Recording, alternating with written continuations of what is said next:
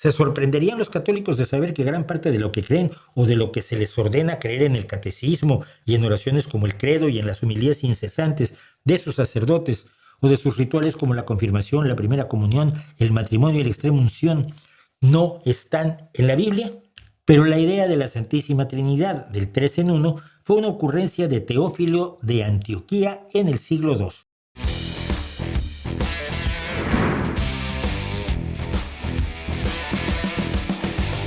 Hola, soy Mauricio José Schwartz y esto es El Rey va desnudo a fondo. Hace unos días en los comentarios del canal alguien señaló que quizás el racismo se había originado en la misma Biblia, porque uno de los 3 hijos de Noé, Cam, había sido el padre de la raza negra, y en la Biblia se decía que su hijo Canaán había sido condenado a ser esclavo de los hermanos de Cam, Sem y Jafet, porque Cam había visto a su padre desnudo, cosa que tampoco había sido culpa de Cam, ni menos de su hijo aún no nacido, Canaán. Pero bueno, así funciona la Biblia. De paso, esta persona me comentaba que los judíos eran descendientes de Sem, de allí lo de semitas. El caso es que en la Biblia no se menciona nada de razas ni cosa por el estilo, y la realidad es que todo ese mito se inventó en el siglo XVIII.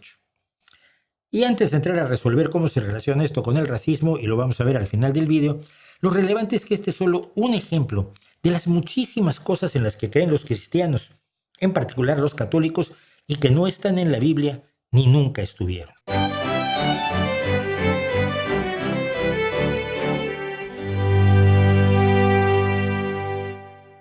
El cristianismo es un sistema de creencias más bien sencillo. Si aceptas a Jesús como tu Salvador y sigues las enseñanzas de la Iglesia, cuando mueras irás al cielo donde gozarás de la gloria de tu Dios para toda la eternidad. Si eres pecador y no aceptas a Dios ni a la Iglesia, te irás a los infiernos a padecer eternamente. El mensaje publicitario es bastante sencillo, hasta que uno se pregunta de dónde se derivan esas y otras muchas afirmaciones y prácticas del cristianismo, especialmente en su versión más numerosa, el catolicismo. ¿Por qué en la Biblia no está ni la promesa del cielo ni la amenaza del infierno, que deberían ser, digamos, temas fundamentales? ¿No es acaso la Biblia la base de las creencias cristianas? La Biblia es un texto formado por 49 libros hebreos que se agrupan en el Antiguo Testamento, mientras que existe un Nuevo Testamento formado por 4 evangelios, el libro de Hechos de los Apóstoles, 21 cartas, sobre todo de Saulo de Tarso, San Pablo, o eso nos dicen, y el Apocalipsis o libro de las Revelaciones. 27 en el Nuevo Testamento. O no exactamente. Distintas denominaciones cristianas usan diferentes libros de la Biblia y tienen traducciones distintas de algunos de ellos, mientras que hay un montón de evangelios que la Iglesia rechaza sin explicar muy claramente por qué. Pero para los cristianos, para los verdaderos creyentes, el mensaje es muy sencillo. La Biblia es la palabra revelada de Dios, y el Nuevo Testamento ofrece todas las enseñanzas de Jesús, haya existido o no, ya hemos tocado ese tema, y son las que nos transmite la Iglesia. Es decir, lo que enseña la Iglesia es lo que enseñó Jesús, y si nos ajustamos a esa enseñanza, nos ganaremos el cielo. El Antiguo Testamento se empezó a poner por escrito, proviniendo por supuesto de una tradición oral, entre el siglo VIII antes de la Era Común y el I de la Era Común, aunque en realidad se refiere a historias muchísimo más antiguas, miles de años atrás, que se supone que se conservaron incólumes en la memoria oral. El Nuevo Testamento, por su parte, se redactó entre los siglos I y II de la Era Común, con lo que tampoco es tan nuevo. Y como hemos comentado ya, tiene el problema de que lo escribieron unos personajes que nunca conocieron a Jesús, los 4 evangelistas y Saulo de Tarso, San Pablo. Se sorprenderían los católicos de saber que gran parte de lo que creen o de lo que se les ordena creer en el catecismo y en oraciones como el credo y en las homilías incesantes de sus sacerdotes, o de sus rituales como la confirmación, la primera comunión, el matrimonio y la extrema unción, no están en la Biblia.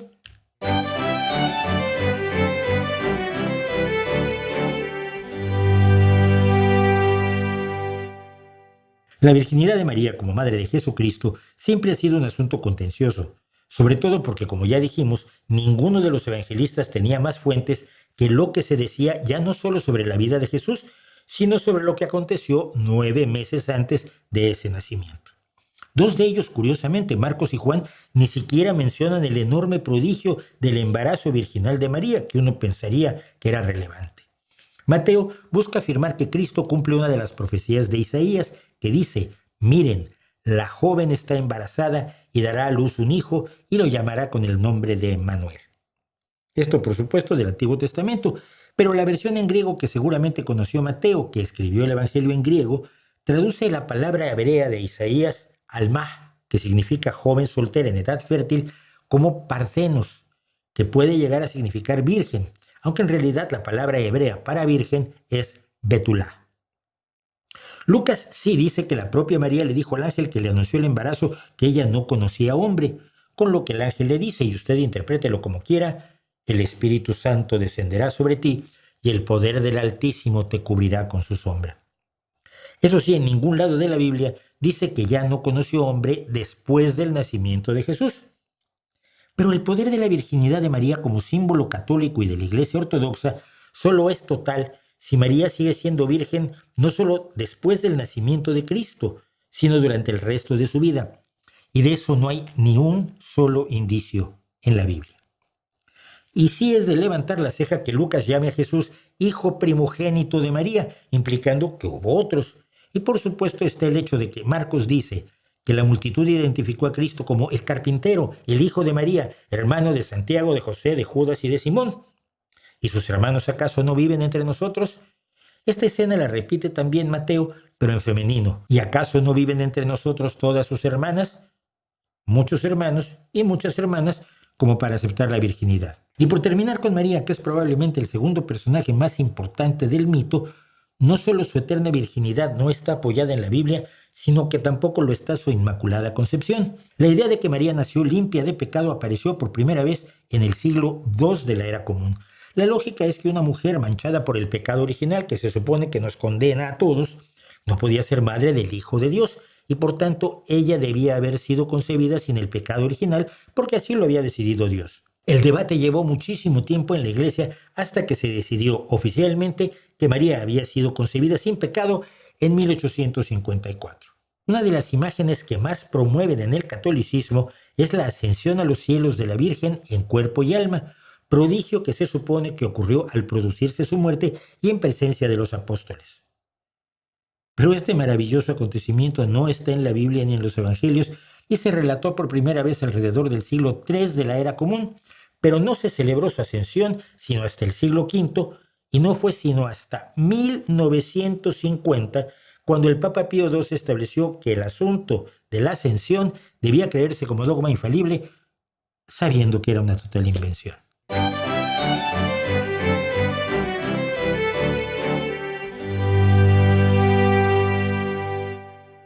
Cuando la Iglesia Católica no puede responder a algo, lo cataloga de misterio y lo ubica en el reino de la fe. Se debe creer porque sí, porque lo enseña la Iglesia y porque decíamos lo que enseña la Iglesia es lo que enseñó Jesús. Por ejemplo, que Dios es uno en tres personas divinas, Padre, Hijo y Espíritu Santo. La Biblia señala en varias ocasiones que Cristo era de un nivel inferior al de Dios. Para Cristo, el Dios era su Dios, pero bueno. Y tampoco define qué es el Espíritu Santo, aunque se representa como una paloma blanca, pero no es una paloma blanca, por suerte. Porque si usted sabe algo de palomas, sabe que es un animal enormemente dañino, cuyas deposiciones son terriblemente ácidas y que transmite histoplasmosis, criptococosis, neumonitis por hipersensibilidad, salmonela y Escherichia coli, además de llevar encima todo tipo de parásitos, pulgas, piojos, garrapatas y otros escarabajos. Santo sea. En el Evangelio de Mateo solo se dice que Jesús ordenó que se bautizara a todos los pueblos en el nombre del Padre y del Hijo y del Espíritu Santo. No hay más datos. Pero la idea de la Santísima Trinidad del 3 en 1 fue una ocurrencia de Teófilo de Antioquía en el siglo II, y no fue sino hasta el Concilio de Nicea que se declaró que el Hijo es de la misma sustancia que el Padre e igual a él. Cosa que por supuesto no viene en la Biblia. Los teólogos cristianos debatieron largamente el tema hasta el 381, cuando el primer concilio de Constantinopla decretó que el Espíritu Santo era igual a los otros dos y juntos formaban la Santísima Trinidad y un solo Dios. Y al que no lo crea, espada u hoguera. Nada de todo esto, aparece en la Biblia, y de hecho, el problema de la Santísima Trinidad fue una de las causas principales del gran cisma del 1054 que separó a la Iglesia Católica de la Iglesia Ortodoxa Oriental.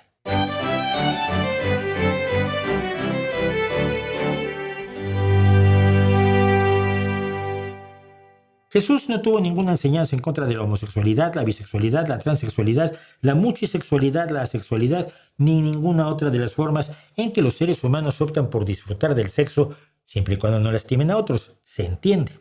Aunque el Antiguo Testamento sí decreta la pena de muerte para los hombres homosexuales practicantes, los demás le dan igual. Fue San Pablo, nuevamente, quien se lanzó contra hombres y mujeres homosexuales en su carta a los romanos, diciendo que eran producto del abandono de Dios y explicando que están llenos de toda clase de injusticia, iniquidad, ambición y maldad, colmados de envidia, crímenes, peleas, engaños, depravación, difamaciones, son detractores, enemigos de Dios, insolentes, arrogantes, vanidosos, hábiles para el mal, rebeldes con sus padres, insensatos, desleales, insensibles, despiadados y alguna otra cosa, creo. Todo lo cual no es cierto y usted lo sabe, porque seguramente conoce hombres y mujeres homosexuales que son lindísimas personas, hijos ejemplares, amigos leales, solidarios, justos y nobles. Vamos, gente normal. Pero San Pablo, ay San Pablo. Jesús tampoco dijo ni una frase en favor del celibato, ni la Biblia nos dice si tuvo o no relaciones sexuales con mujer alguna, aunque la Iglesia afirma que no, basada en nada. Lo que señala Mateo es que Jesús dice que algunos no se casan porque nacieron impotentes del seno de su madre, otros porque fueron castrados por los hombres y hay otros que decidieron no casarse a causa del reino de los cielos, lo cual es bastante vago. San Pablo también dice que quienes no tienen marido o mujer se preocupan de las cosas del Señor y no de las de este mundo. Ahora mire, si usted tiene un poquitín de experiencia en la vida, sabe que puede no casarse y vivir una intensa vida sexual. Aunque si uno interpreta a conveniencia algunos textos de San Pablo, esto no es recomendable, pero nunca lo llama pecado. Sin embargo, a partir de esto, la iglesia originaria empezó a sugerir que los sacerdotes y posteriormente las monjas se abstuvieran del sexo después de ser ordenados, en rituales de ordenación que por supuesto no están en la Biblia. Pero fueron los concilios lateranos de 1123 y 1239 los que prohibieron el matrimonio de los clérigos, pero no por motivos teológicos ni de pureza, sino para evitar que los bienes de la iglesia fueran heredados por las familias de los sacerdotes. La economía es la economía. El celibato solo es obligatorio en la Iglesia Católica y no en otras denominaciones cristianas. Y es probablemente la causa de muchos horrores que hoy se viven dentro de esa Iglesia Católica y que se siguen viviendo porque los sucesivos papas, tras su fachada de bondad, simpatía, nobleza, caridad y demás, no se han atrevido a entregar a la policía a los miles y miles de sacerdotes violadores de menores de edad que medran en sus iglesias, monasterios y demás propiedades, incluidos los pasillos del Vaticano.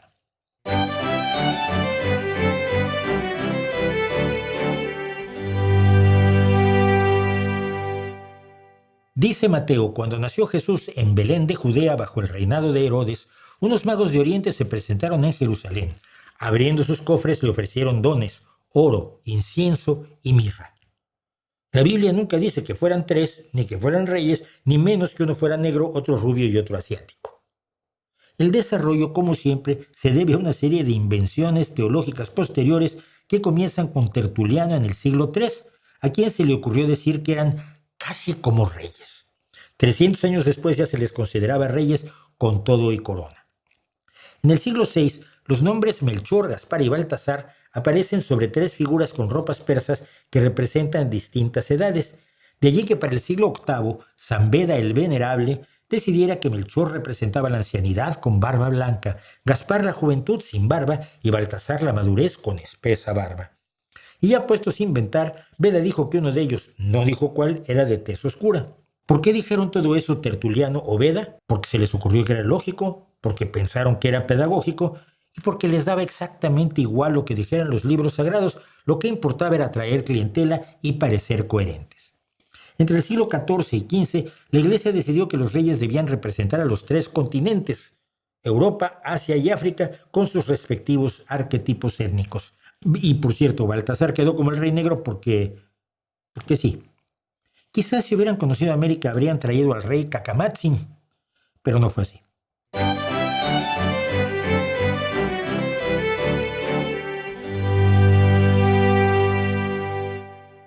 Para todo el cristianismo, lo de pecar está muy mal, aunque no queda muy claro en muchas ocasiones cuándo algo es o no es pecado.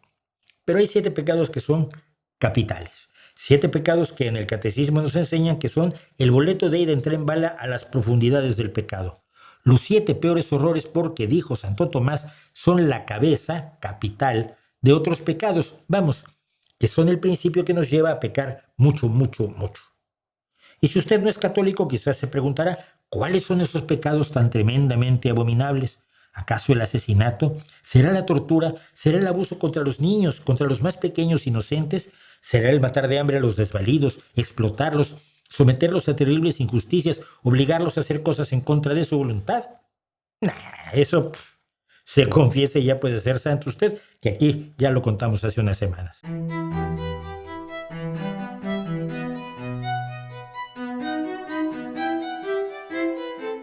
Los 7 pecados son maléficas disposiciones del alma y son soberbia, avaricia, lujuria, ira, gula, envidia y pereza. Por supuesto que el espacio para pecar ahí es enorme. ¿Dónde termina el orgullo legítimo por haber ganado la Copa Mundial y dónde empieza la soberbia? Pensar que pagar 12 euros por un concierto de Bad Bunny es carísimo y que nuestro dinero está mejor en nuestro bolsillo que en el del señor misógino ese, ¿es avaricia o es sano espíritu de ahorro? Hallar que la vecina bajita y morena nos resulta enormemente apetitosa, ¿es lujuria o es la natural tendencia del ser humano a buscar reproducirse y pasar un buen rato? Y cuando vemos que alguien comete una gran injusticia y queremos aflojarle las muelas, ¿es mera vocación pedagógica o es ira? Ya ni digamos cuando se nos antoja ese último bocado de espagueti con almejas que sabemos que ya no nos cabe pero está de rechupete y nos lo echamos al coleto, o cuando vemos a Pepe Pocovalgo en un Ferrari y consideramos que nosotros estaríamos mucho más guapos al volante del vehículo del cabalino rampante que el tipo ese, o cuando decidimos que francamente eso de trabajar por hoy nos lo saltamos. ¿Es pereza? Como quiera que sea, no hay mucho de qué preocuparse porque los 7 pecados capitales tampoco aparecen en la Biblia. Fue en el siglo IV cuando el monje Evagrio Póntico creó una lista de 8 malos espíritus y a fines del siglo VI, se tomaron 200 años analizándolo, el Papa Gregorio Magno fijó la lista en estos 7. Esos 7 pecados originan otros, incluidos los pecados mortales, que son los que rompen los 10 mandamientos y lo ponen a uno contra Dios. Por ejemplo, el asesinato, el robo, la fornicación, la masturbación, no ir a misa los domingos. ¿No ir a misa los domingos o meterse mano a uno mismo es equivalente al asesinato? Pues no lo digo yo, lo dice la Iglesia Católica. Y por supuesto incluye como pecado mortal el aborto.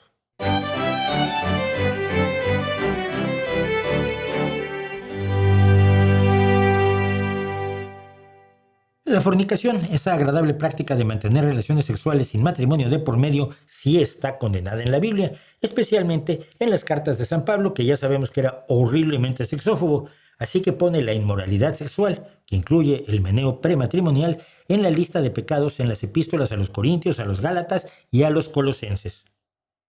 Pero ni Jesucristo ni el Antiguo Testamento dicen una sola palabra acerca del asunto, ni lo condenan, ni lo aplauden, que bien habrían hecho, ni lo mencionan, ni les interesa. El Antiguo Testamento condena el adulterio y nada más. Lo demás es cosa de cada quien en su cama. La condena cristiana al aborto se basa en las palabras que supuestamente Dios le dirigió al profeta Jeremías al decirle: antes de formarte en el vientre materno yo te conocía, antes de que salieras del seno yo te había consagrado, te había constituido profeta para las naciones. Bien, pero nada indica que estas palabras fueran aplicables a los que no somos profetas para las naciones, ni indica que el aborto es inaceptable para Dios. De hecho, el aborto inducido solo se menciona una vez en la Biblia y en él el feto vale bastante menos que la madre, que es una postura razonable en la actualidad. Dice la Biblia en el libro del Éxodo: si unos hombres se pelean y uno de ellos atropella o golpea a una mujer embarazada y le provoca un aborto sin que sobrevenga ninguna otra desgracia, el culpable deberá pagar la indemnización que le imponga el marido de la mujer y el pago se hará por arbitraje. Es decir, algunos árbitros decidirán cuántas monedas de plata debe pagar aquel que causó el aborto. Pero, sigue diciendo, si sucede una desgracia, tendrás que dar vida por vida.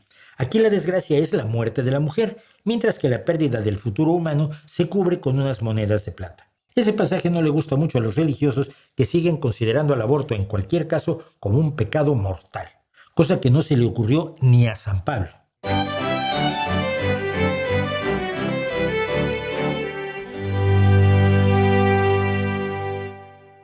El infierno dominado por Satanás no está en la Biblia. Es una creación posterior. Igual que la idea de que al diablo le interesa nuestra alma y nos la va a comprar y estas cosas, que están muy bien para hacer literatura. El paraíso celestial donde habitan los bondadosos tampoco está allí. Para terminar con lo que comenzamos y sin entrar en otras muchísimas cosas en las que usted probablemente cree si es católico y que piensa que vienen en la Biblia y no vienen, volvamos a la pregunta. ¿Dice la Biblia que Sem, Cam y Jafet fueron los padres de lo que los ignorantes llaman razas humanas? Y digo los ignorantes porque ya hemos contado aquí que no existen las razas y que el racismo es también un invento relativamente reciente. Pues no, la Biblia no dice eso.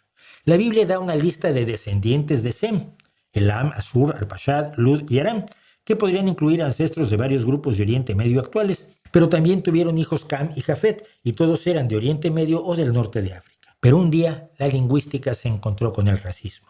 En 1795, el lingüista alemán Johann Gottfried Eichhorn decidió rebautizar a las entonces llamadas lenguas orientales bajo la denominación de lenguas semíticas, en un artículo llamado precisamente así, Lenguas Semíticas. De modo que el árabe, amárico, tigriña, acadio, hebreo, tigré, arameo y maltés se llaman así por una ocurrencia bíblica de la Escuela de Historia de Göttingen, que empezó a llamar a los grupos según el Génesis porque estos lingüistas creían en el Génesis. Contemporáneo de Eichhorn fue Christoph Meiners, un presunto estudioso de las diferencias entre razas, que por supuesto no usaba para hacer esos estudios la ciencia, sino sus prejuicios. Meiners y otros pasaron de los grupos lingüísticos a lo que ellos pensaban que eran razas. Meiners también se inventó el mote de caucásicos para los blancos europeos, pero no para los judíos blancos europeos. Esos eran semitas. Por supuesto, los nazis, 2 siglos después, tomaron a Meiners como verdad absoluta. Como respuesta, por cierto, Moritz Steinschneider acuñó la palabra antisemitismo para denotar no el odio a quienes hablan lenguas semíticas, sino concretamente a los judíos. Y comento esto porque quizás usted ha oído a nazis mediáticos de origen árabe decir que no son antisemitas porque ellos mismos son semitas, en un desorden mental de consideración para ocultar que son unos nazis. ¿Y Cam fue padre de los africanos? Tampoco. Eso lo desarrollaron escritos rabínicos posteriores y lo retomaron escritores cristianos medievales. Pero ya se imaginará usted que el episodio ha sido usado para justificar la esclavitud de la gente de piel oscura, especialmente durante los siglos XVI al XIX, aunque algunos todavía lo sacan como argumento racista en el siglo XXI. Pero sobre todo siempre hay que tener clarísimo que ni Noé, ni el diluvio, ni Sem, ni Cam, ni Jafet, ni ninguno de ellos existió jamás. Son los mitos de una sociedad de la Edad del Bronce. Porque la Biblia no servirá para explicar cómo debe hacerse una boda para que a Dios le parezca bien o por qué el aborto no es pecado.